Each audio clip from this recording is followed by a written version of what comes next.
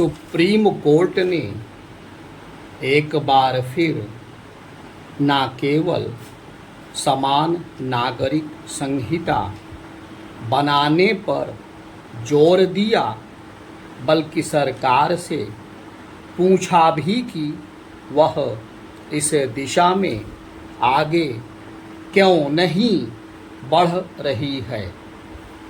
Supreme court ने यह टिप्पणी उस याचिका की सुनवाई करते समय की जिसमें ईसाई समुदाय के दंपतियों को आपसी सहमति से तलाक के लिए अन्य समुदायों के मुकाबले 1 वर्ष अधिक प्रतीक्षा करने वाले प्रावधान को चुनौती दी गई थी। इस मामले में सरकार को अपना पक्ष रखने के लिए 3 महीने का समय और दिया गया है।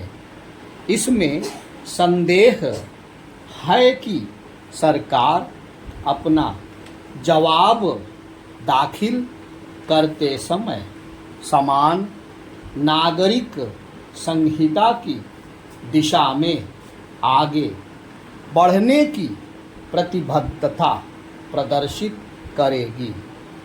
इसका संकेत विधि मंत्री सदानंद गौड़ा के इस बयान से मिला कि राष्ट्रीय एकता के लिए समान नागरिक संहिता आवश्यक तो है, लेकिन इसके लिए व्यापक सहमति की ज़रूरत है।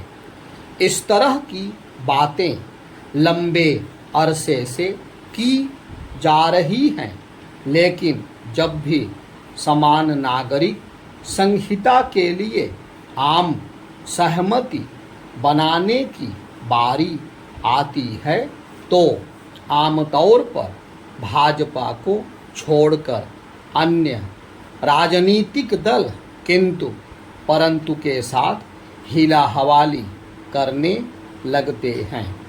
इतना ही नहीं, कुछ दल तो यह दुष्प्रचार भी करने में जुट जाते हैं कि समान नागरिक संहिता की आड़ में भाजपा विवाह, तलाक, उत्तराधिकारी आदि के मामले में अन्य धर्मावलंबियों को एक ही कानून से बांध देना चाहती है।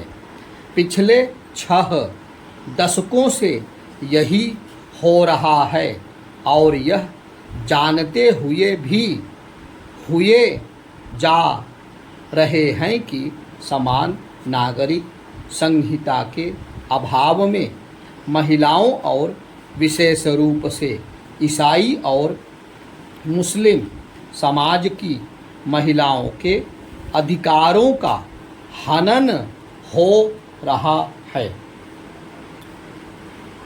यह स्थिति तब है जब संविधान निर्माताओं की ओर से यह स्पष्ट कहा गया था कि देश के सभी नागरिकों के लिए समान नागरिक संहिता बनाने का प्रयास करना होगा। संविधान लागू होने के बाद हिंदू कोड बिल तो ले आया गया, लेकिन अन्य समुदायों से संबंधित पर्सनल लॉ में कहीं कोई बदलाव लाने की कोशिश नहीं की गई। सच तो यह है कि इसी के साथ तुष्टीकरण की राजनीति ने भी जन्म ले लिया। बीच बीच में सुप्रीम कोर्ट ने कई बार समान नागरिक संहिता की जरूरत पर जोर दिया, लेकिन कोई भी सरकार इस दिशा में आगे नहीं बढ़ी और उल्टे 1985 में सुप्रीम कोर्ट ने जब शाहबानों के चर्चित मामले में मुस्लिम महिलाओं के लिए उचित भरण पोषण का अधिकार सुनिश्चित किया तो कांग्रेस की तत्कालीन सरकार ने संविधान में संशोधन के जरिए सुप्रीम कोर्ट के फैसले को पलट दिया।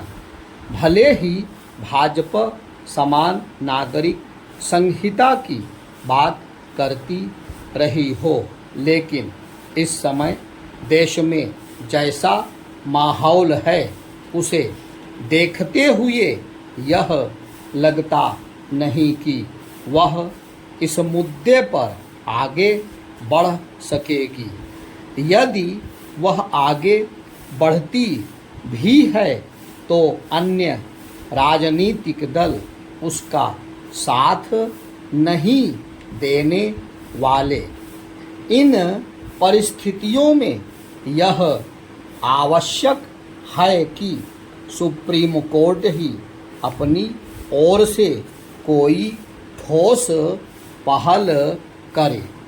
इसका कोई औचित्य नहीं कि विवाह, तलाक, संपत्ति, बच्चों की देखभाल, गुजारा भत्ता आदि के मामले में अलग अलग समुदायों के लिए अलग अलग कानून हों।